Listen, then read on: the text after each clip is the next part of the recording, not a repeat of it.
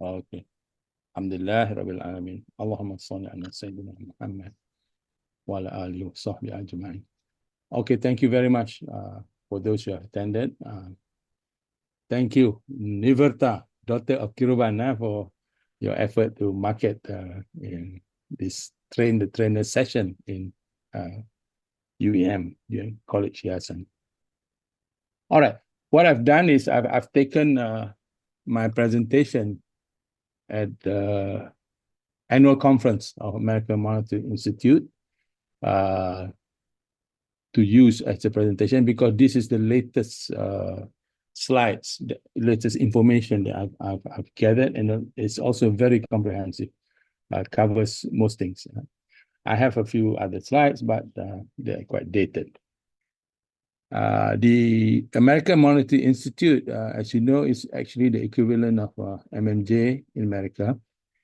And together with a few other NGOs, we are in another international, they call it NPO, non-profit organization, called International Movement for Monetary Reform.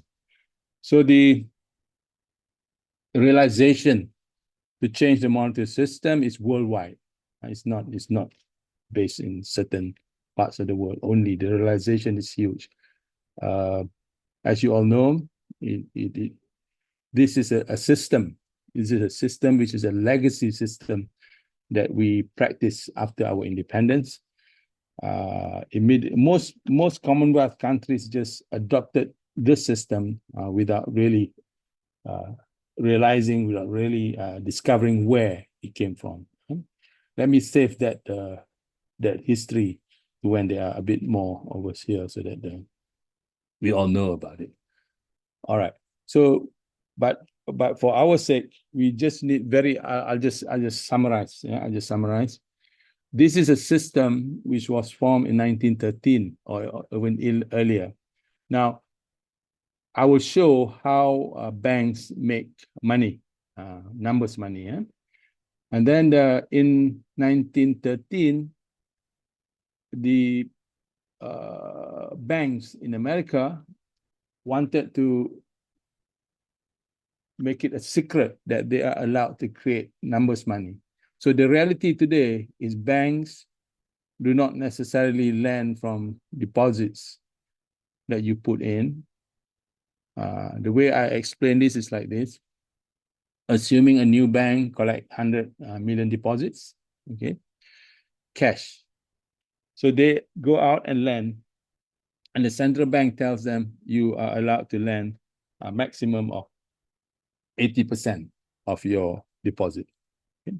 So you collect 100 million cash deposit, you lend out 80 million cash deposit.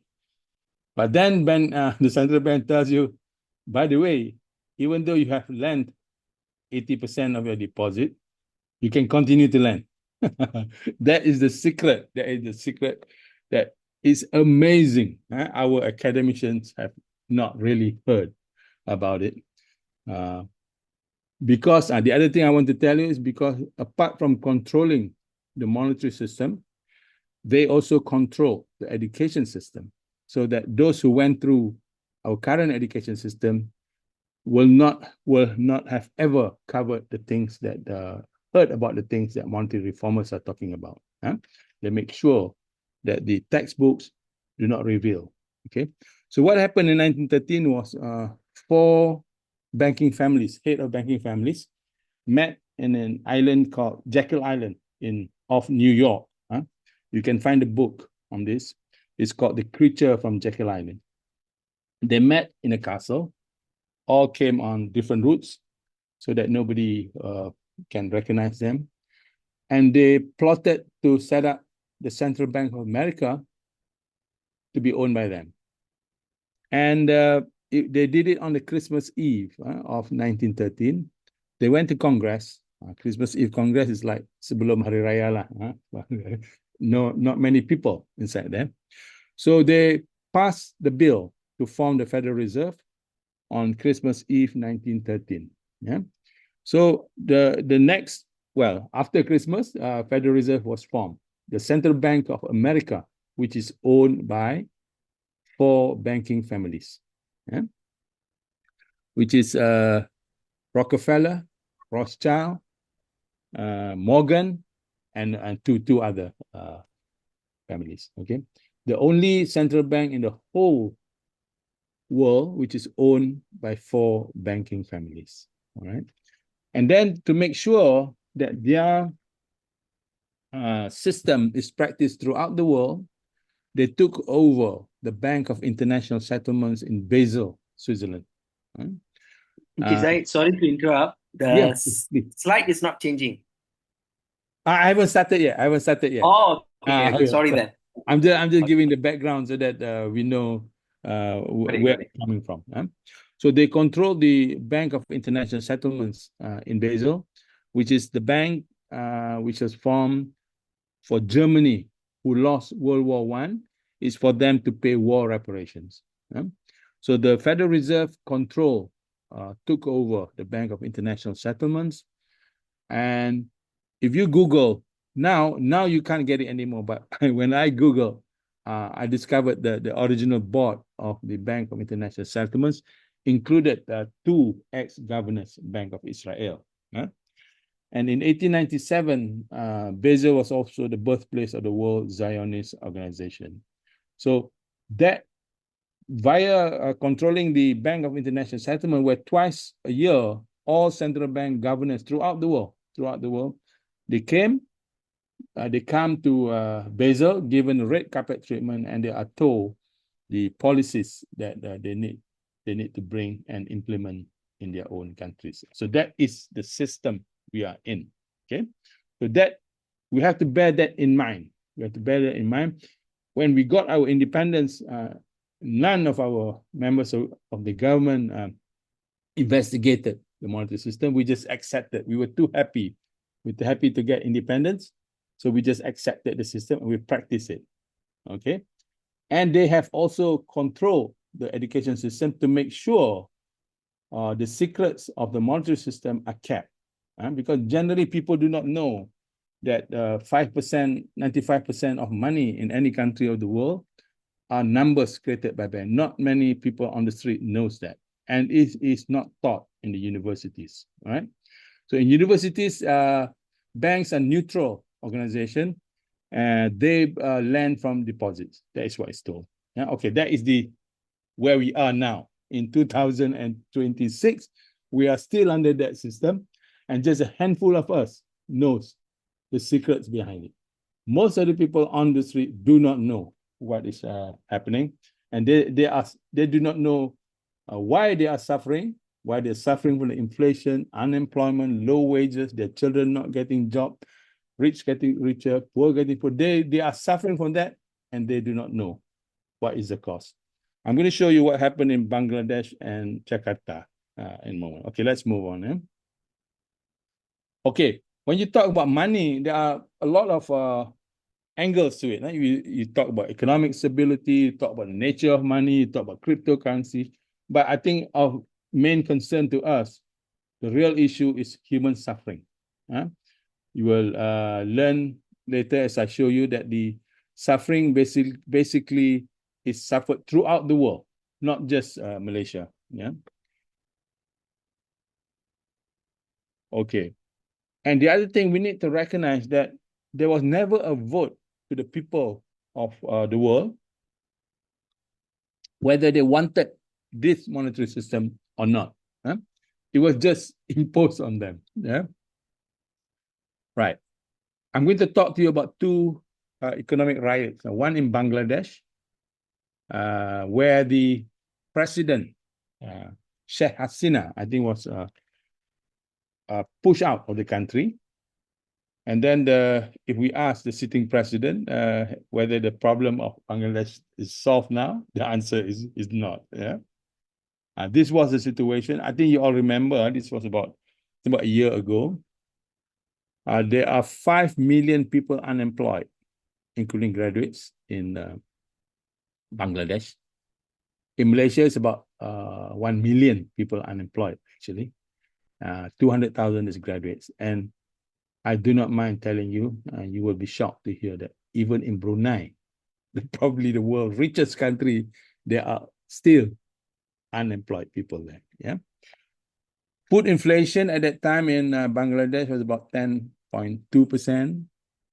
63.7 million people live in poverty.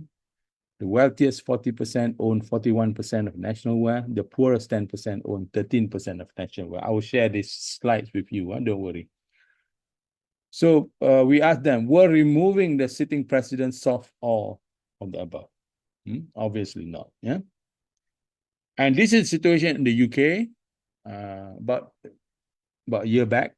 1.53 million unemployed, including 483,000 youth.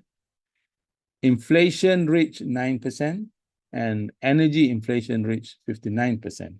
And the richest 16% owns 43% of national wealth, and the poorest 50% owns 9% of national wealth. So we can ask the people there, we're changing government from Labour to Conservative, and Conservative back to Labour, change the above. No, obviously the answer is no. And this is Malaysia. I need to, hold on, I can't read. Sam, how do minimize this? Got it. Take out for the presentation. Okay, there were 4 governments in Malaysia between 2018 and 2024. So that is why I'm not interested in politics, because to me, they're all the same. Whoever is in power, they do not have the solution, okay? Unemployment is still 12% of the population, about 700,000 to 1 million. And if you remember, the population increases every year, then actually 12% is an increasing number of people unemployed. At the moment, I think it's about 1 million people in Malaysia is unemployed. Yeah, and it would be more. It would be more if not for the many people who accepted any job just to put food on the table. Yeah? I remember our Prime Minister saying that, oh, almost full employment in Malaysia. People should remind him it is full employment of underpaid people. Yeah, and poverty gap. Poverty gap. Now, I wish to remind you that between 2018 to 2024, there was an increase in GDP about 22%. Yeah? And in that period, the poverty gap between T20 and B40 rose 3.7 times. In 1970, the B40, the gap was 3,500. In 2022, the gap has gone to 16,352. So our banking system, our monetary system makes the rich richer and the poor poorer. Yeah. So no need to hear them talk about, oh, GDP increased 32%. So what if the poor people are suffering? Yeah? Inflation. Inflation ni memang I marah betul lah. The real inflation between 2018 and 2024 is about 21%. But between 1960 and 2023, about 512%. But if you listen to the ministers, they'll be talking about inflation of 2.7%, inflation of 3%. Now, why? Because together with Bank Negara, they have chosen to blindfold the public. When they talk about inflation of 3%, they are talking about inflation compared to 31st December last year. So I keep asking them, why are you using this statistic? Who are you trying to kid? Of course, people don't believe. People say, if it's 3%, how come the price of everything is so high? So I wish they would stop using these statistics to fool the people. House price, I think I do not need to tell you this. You also have experience. Those numbers are actually my numbers. In about 1995, I bought a house in USJ 9. The price 2070, very small house, 160,000. Today, above Denai Alam, above where Wan Shukri is living, there's a place called Elmina. This is the Gatri Highway on the way to Rawang. On the way to Rawang. 2070, Elmina on the way to Rawang is 850,000. Yeah. So we have a lot of sympathy to our young ones who are just growing up, just studying. So if even today, when I bought my first house, 160,000. Today, the same size is 850,000. What is the price of the house they have to pay for? And what would be the price of the house of their children? So that is why I keep telling the public, this is, this issue is not divorced from you. It is about you, about your children, about your grandchildren. If you don't do anything about it now, your grandchildren is going to really suffer. Yeah. Average graduate salary, almost static. I think in my time and Sam's time, 1980s, 1990s, I think our gaji was about 2,000. I think today there are still graduates and young people being offered 2,000. This is because no jobs are being created, because the banks, the people who have given the right to create money, prefer to give it to personal loans and housing loans instead of giving it to the real economy to create jobs and increase economic output. So our topic is actually a very technical topic, but it affects everyone. It affects especially those growing up. And as I mentioned, GDP between 2018 2024 increased 22%. And this is what the government, the prime ministers, the ministers are talking about. Oh, our GDP increased. And look how the people are suffering, even when GDP is increased. Yeah. Okay, let's move on. Okay, this is just a summary. 2019, 2024, GDP increased 22%. Four governments, we keep hearing, this coalition say that coalition A is no good, and then coalition B, in government coalition B is the same. Until they begin to learn, until they lower their ego and try to learn from us, they will never be able to do anything when they are in government. I'm sorry to say, I don't like to say the name. There is a prime minister who says, Bank Negara ada hak mutlak untuk buat apa saja. If that is what our prime minister is saying, where are we heading? Youth unemployment rate is 12%. Difference that are there. In government speak, inflation is 3%. In real terms, about 512%. House prices 437%. Yeah. So this is happening throughout the world. It's not just Malaysia. Every country in the world that practice this system is facing the same system. Jakarta recently, you heard Jakarta burn recently, all because of an influencer. The parliament was in session. There was a cultural show, I think, and then some of the MPs joined in joget. You know joget. So this influencer took the picture of the MPs joget and tell the public, look, they are dancing because they got a increase in the house allowance. The whole of Jakarta burned. Okay, there was a Grab driver who was shot, and so the same like Bangladesh. In Bangladesh, the reason was there was a job being allocated for the children of the independent fighters. But Bangladesh went through the same monetary system like us. They also suffered. So the people say, this allocation of job have been going on for 20 years. Can you please just remove it so that we can get the same job? So Bangladesh burnt. The police there just shot and killed so many of the students there. So what I'm trying to say is the people do not understand where the problem is coming from.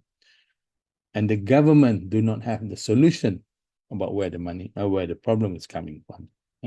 Sometimes you wonder sometimes how can this happen? How can people not understand what is happening? Okay, just to show you the unemployment statistics throughout the world, 1/5 of the world youth population is unemployed. That is 260 million.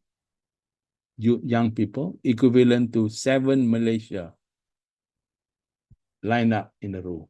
7 Malaysia of 34 million people, all unemployed. That is how many 260 million is.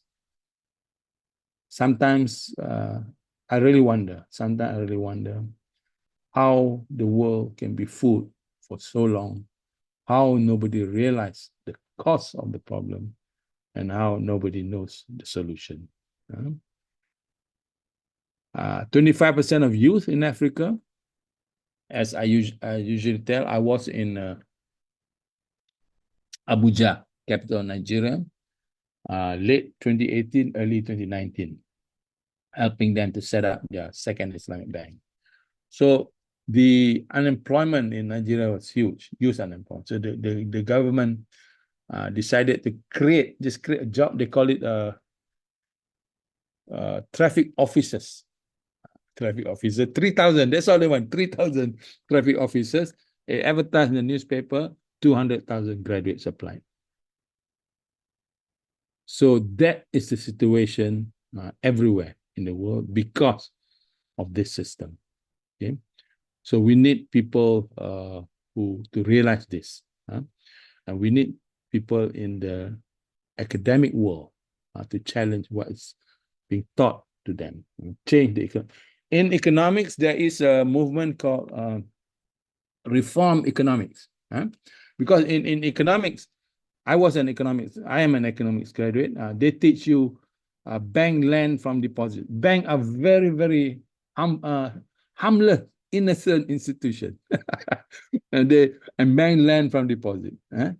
I'm going to show you that banks are the creator of youth unemployment, creator of inflation, creator of poverty gap. But that is not what is being taught in the universities. So we need to do a lot of reform. And MMJ has always said, we began with monetary system, but we found we need to address also the education system, because the education system keep producing the leaders that do not understand about these monetary failures. Yeah. Okay, there you are. Indonesia, 1.4 million youth unemployed. Philippines, 1 million youth graduates unemployed. And this is the unemployment statistic for graduate throughout the world. South Africa is still the champion at 64%. 64% of the youth have no jobs, followed by all those African countries. Nigeria, 53%. And then the European countries start coming in: Georgia, Spain, Morocco, 37%, Greece, 30%, etc. And this is an awful lot of graduates unemployed. My own daughter, I married quite late. My eldest daughter just graduated from UIA, computer science. And results quite good, still no job. Okay. Okay. So this is more meant for the European monetary reform. The European monetary reform, they just talk about economic stability, system transparency, privacy issues, similar. But really, monetary reform is about human suffering. Now, I'm sharing some posts. This belongs to a professor called Professor Nazari. Some of you may know him. He's the chairman of BDS. I'm going to show you some pictures of what is supposed to be the very rich country in Asia. This is Japan. Okay, people sleeping on the streets.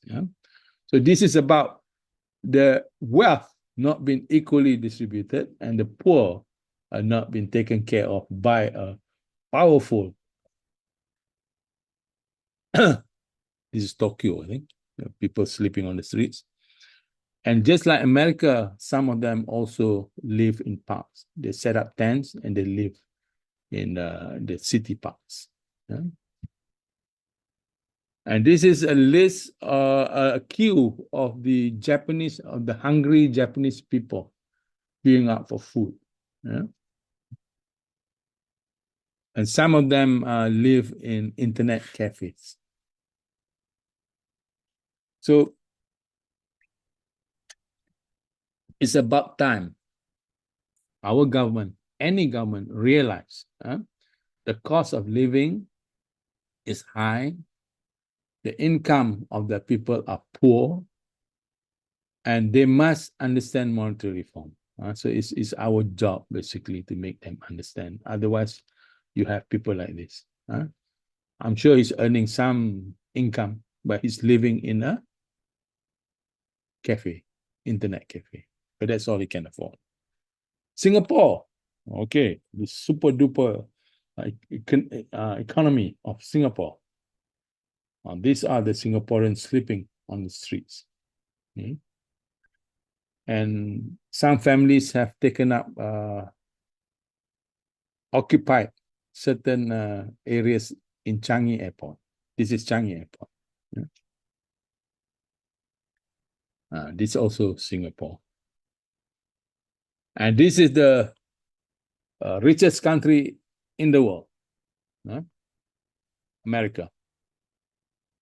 Homeless, please help. Will code for food. And I think the homeless in the cities in America are getting worse and worse and worse. It's horrible, basically. If those of you happen to go there, if you go and visit any of the cities there, you'll find all these people.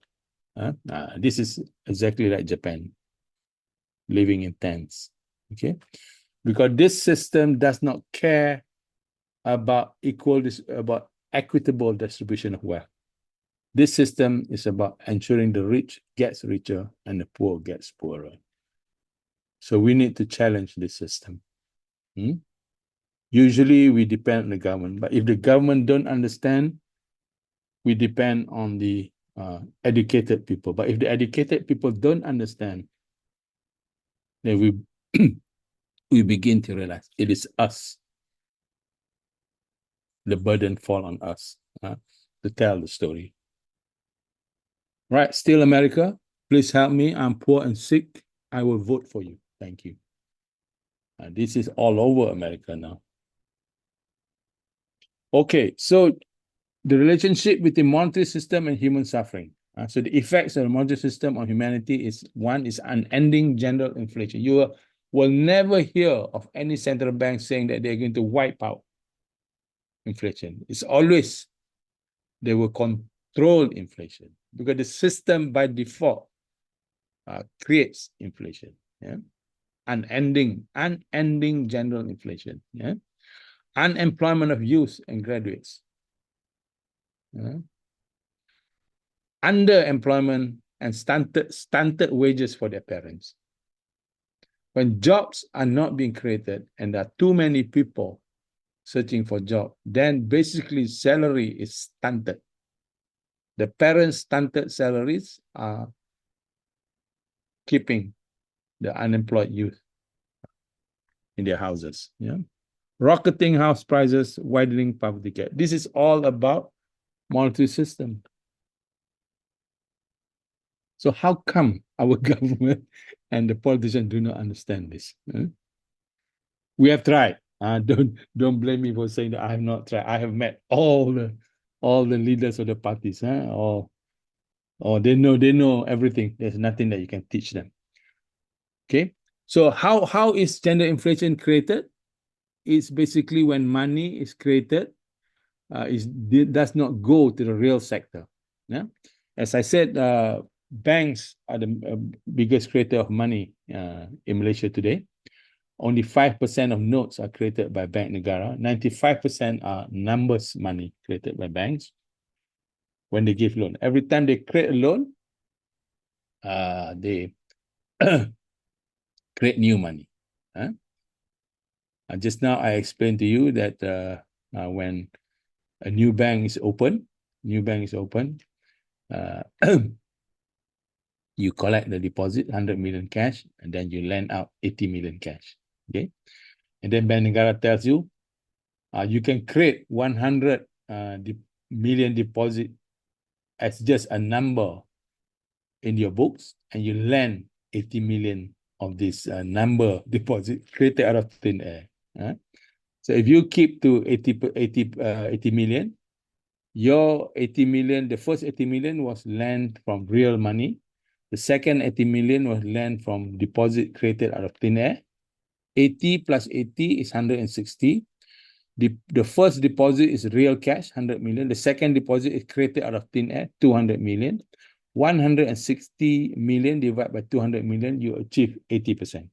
That's the only rule. Bank Negara said, do not lend more than 80%. That's the only rule. So that is what is meant by banks creating money. I want to stop there.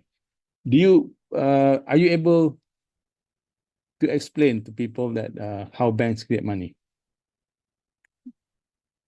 Boleh. I'm sure there's a shorter name for your daughter, Kiruban. What do you call her? Berta. Nivi.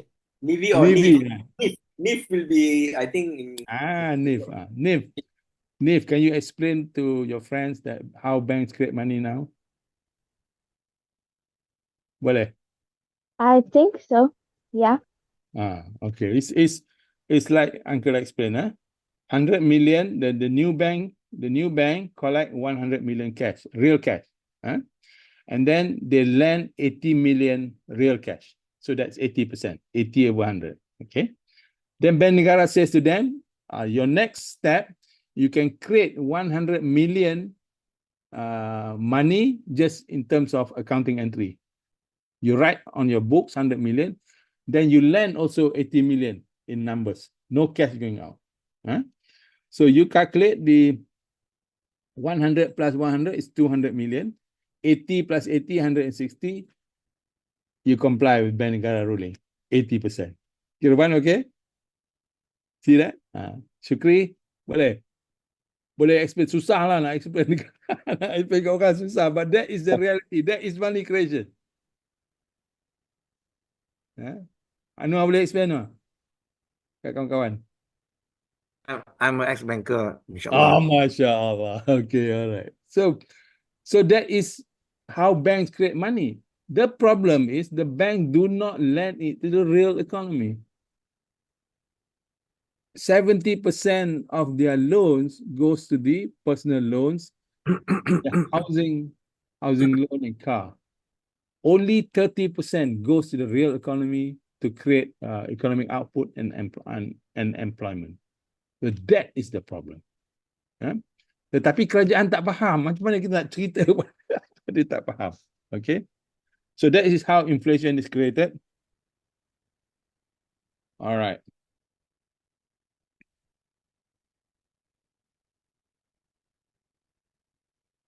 Okay, now, and then what we're talking about, creation of money, is not something that we just decide to create this story. It is supported there by the Bank of England. The Bank of England admit that banks create numbers money.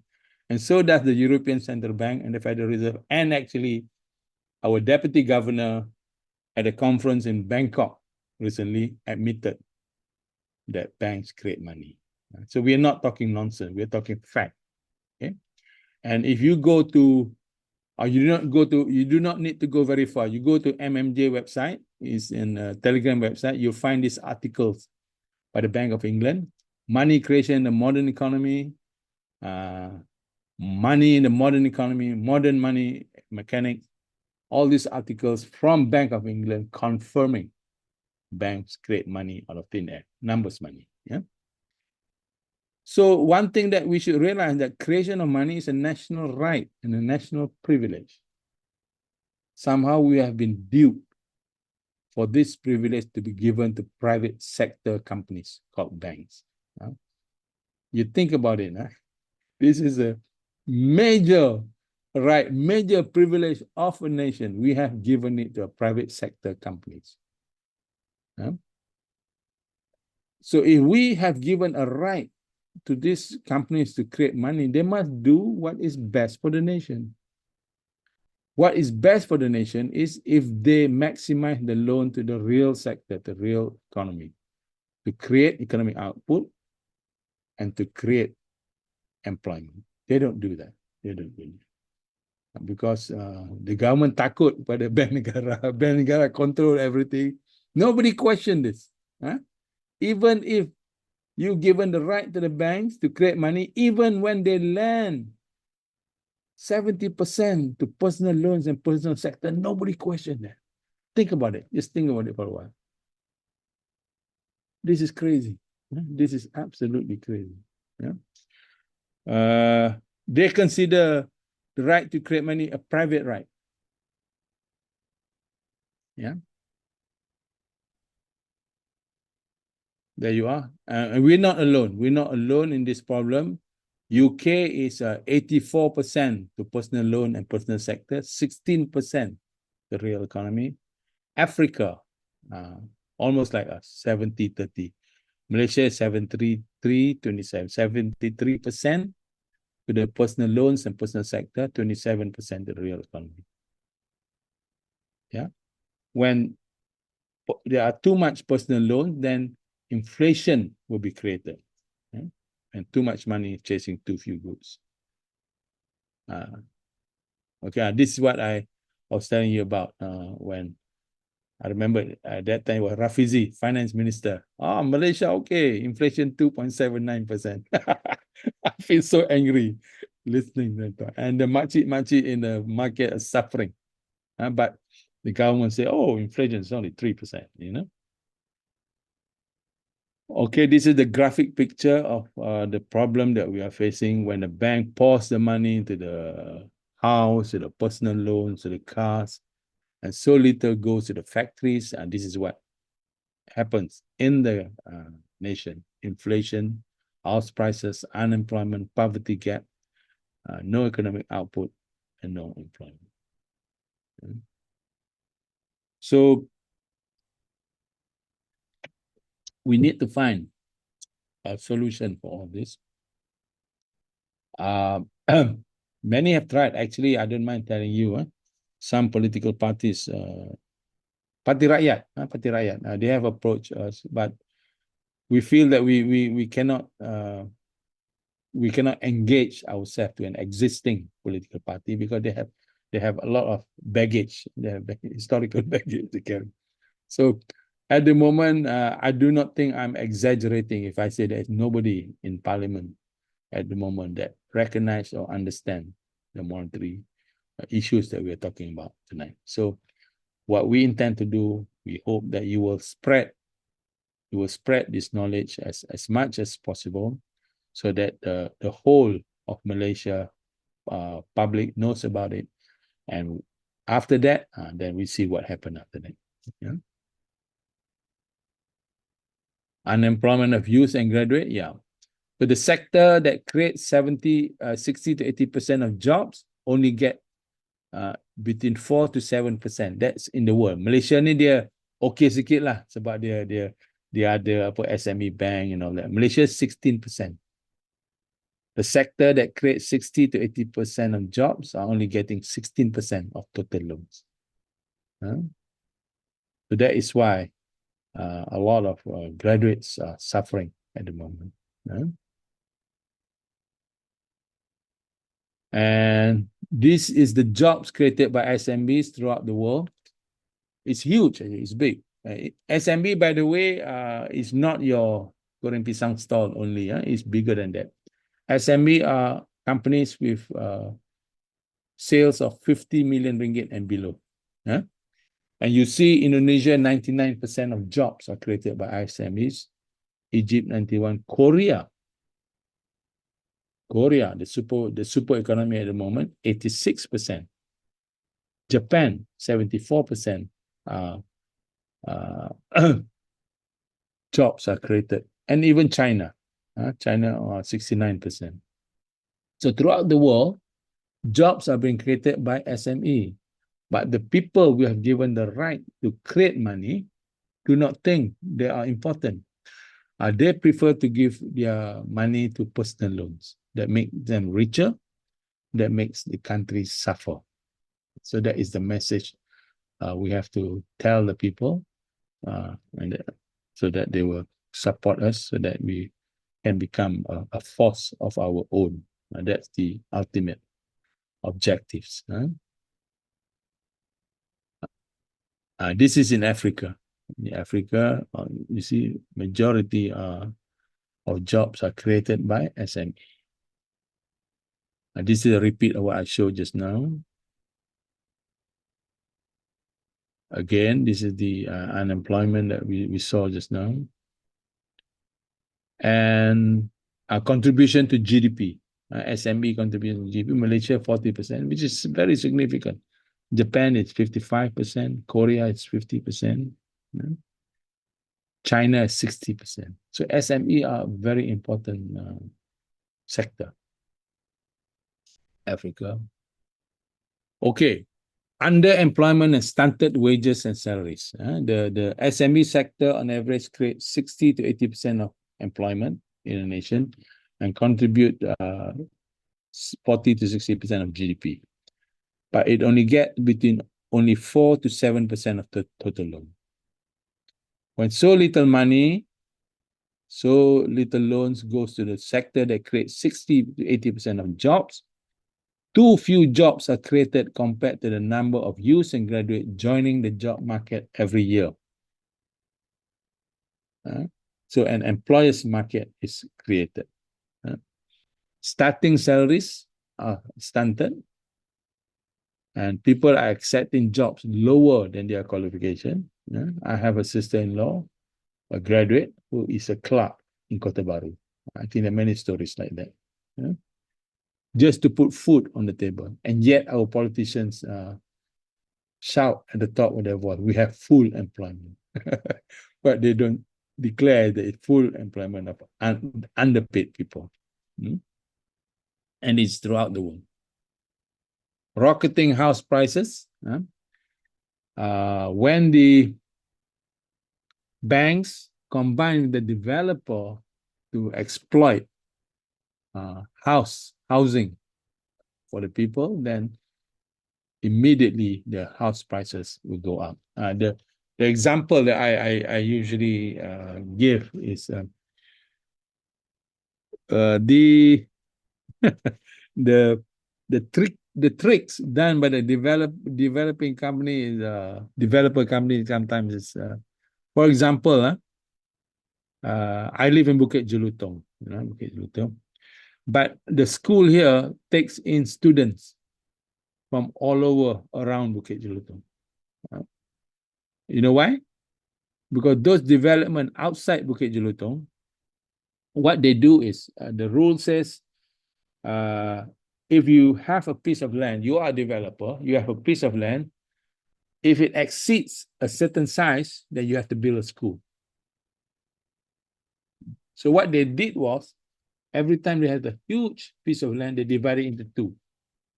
Small enough, a different name, different directors, but the land is small enough that they don't have to build a school. So that is why Bukit Jelutong is flooded with children from all over the community. That is one way they trick the public. The other way is, if they own a piece of land, they divide it into two, and plot A already complete, and the double-story houses there may be about let's say about 350,000. The prices there. So the plot Taman A is ready. They're about to start Taman B. So they ask the valuer, please check what is the correct price for Taman B. So what I suspect they do, which I want the university people to check, what I suspect they do, they will do a last sale on Taman A, which is not a real sale. It's a fake sale between them and their friend. They will sell the last piece of house on Taman A at 450,000.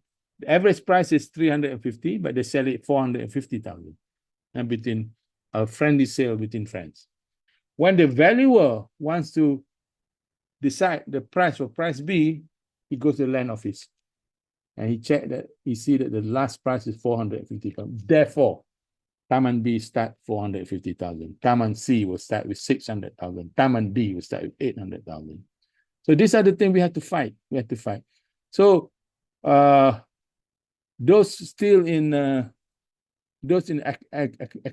academic world, your students sometimes, the students sometimes find very difficult to find thesis question, to write thesis. I think they should do research. They should do research on the last done sale of all housing gardens and check what is the last done price. You will find the last done sale is very, very high compared to the average price. Yeah. And these figures that I showed here is that jumlah pinjaman sektor sebenar is the total banking loan to the real economy is 555 billion, but to the housing is 748 billion.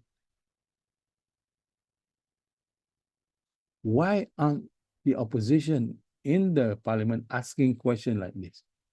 Are we giving the rights to the bank to the right to create money just to fund housing?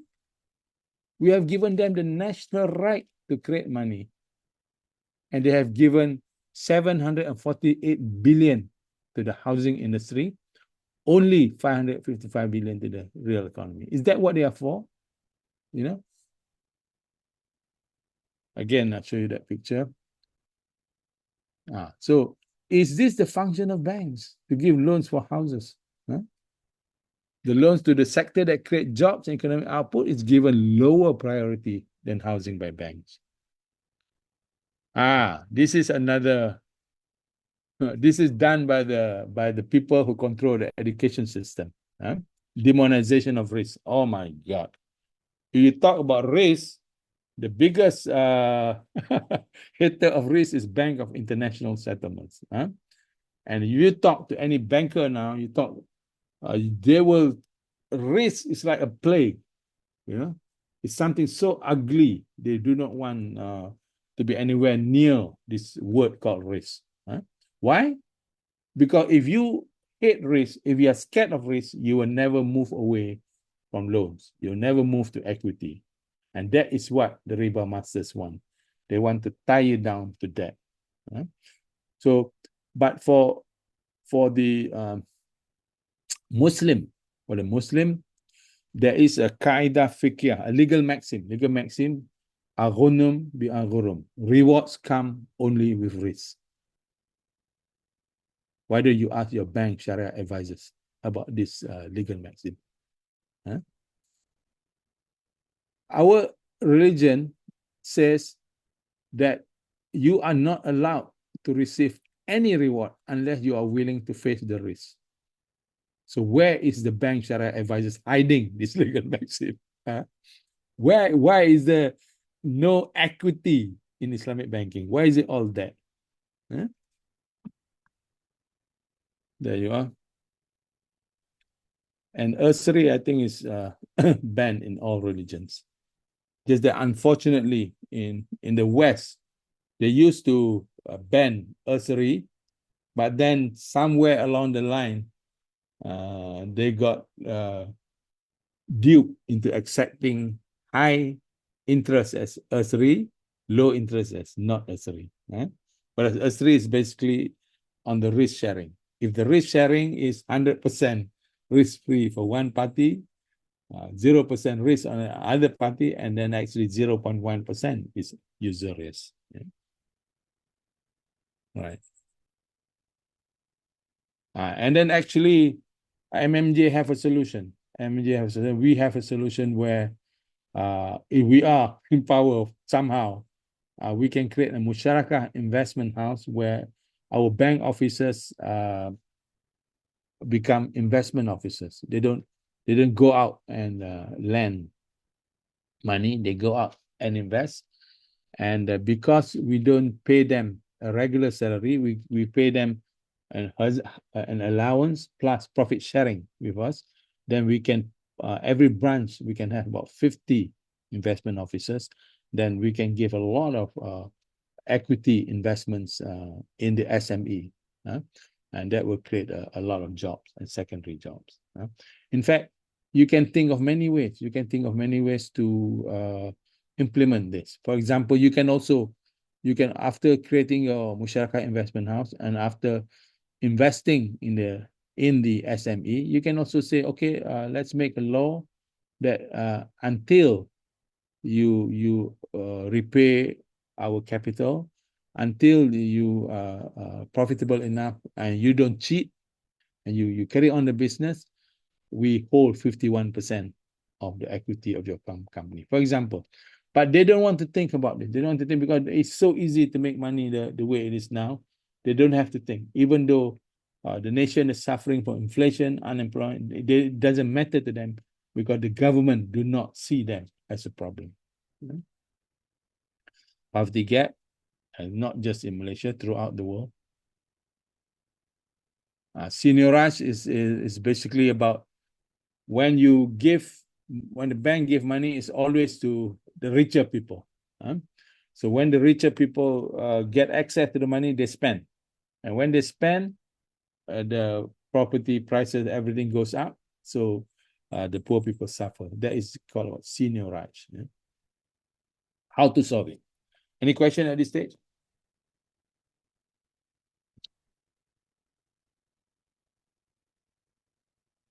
So those who say we don't have solutions, it's not true. We have solutions, okay?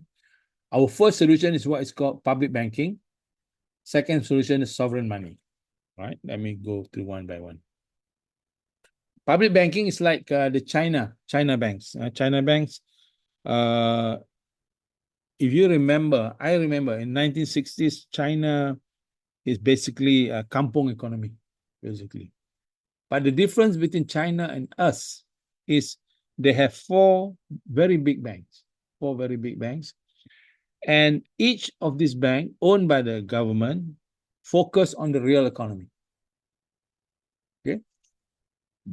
60 to 70% of their loans goes to the real economy. So between 1960 and 2026, the banks have given to the real economy 60% of their loans every year. You see where China is now. Now you compare that to Malaysia, Maybank, CIMB, 30%. The real economy, 70% the personal loan. And you see where Malaysia is now compared to China.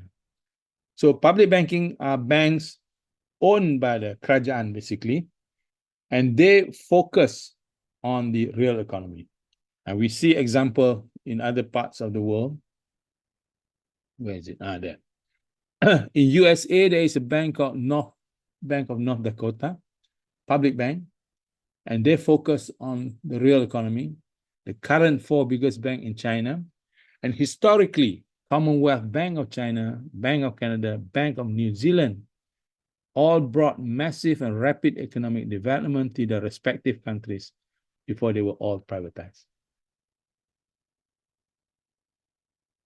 So a bank owned by the government focus on real economy is a good thing, basically.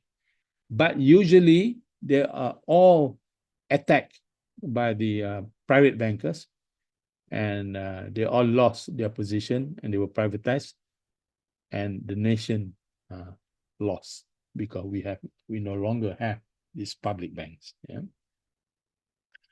This I compared China and Malaysia. China led by public banking, Malaysia led by private banking. You can see this is GDP. GDP is faster in. Let me hide this.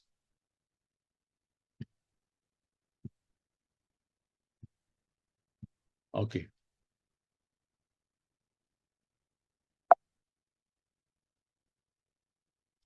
All right. So GDP rate, as you can see, China about 6%, Malaysia 4.3%. Performance of China public banks and Malaysia public bank, yeah, you can see them. That China, Industrial Commercial Bank of China, 61% the real economy. China Construction Bank, 56%. Agriculture Bank of China, 58%. Bank of China, 61%. Now you look at the Malaysian banks now. Maybank, This is the bank that's leading us. Maybank, real economy, 34%. Personal economy, 66%. CIMB, 30%. Personal loan and personal sector, 70%. Public bank, 13% the real economy. 87% to the personal economy. Hong Leong, 30-70. M-Bank, 44-56. So these are the banks we are pinning our hopes on to lead the economy. And you see what they're doing? They focus on personal loans. But we can't change this because our government are not made of people who realize this, you know. And if you look at the annual report, every annual report of the China banks in the first or second page mention the real economy. But the annual report of Maybank and CIMB do not mention the real economy. So this is our problem, our challenge. We have the government who do not understand. We have I don't know whether some of you may have heard my podcast. It was that no truth. The central bank, our central bank, basically, I do not know where their loyalty is, basically. You can, economy led by public banking, your money is focused on real economy, you see a jump in economic output. Economy led by private banking, money focused to personal sector, jump in inflation. The bank's objective and nation's objective are the same when it's public banking. But in private banking, bank's objective is to enrich their shareholders at whatever cost to the nation. Banks execute national economic objectives. Banks execute profit maximization objective. Total private bank profit, which is now 44 billion per annum.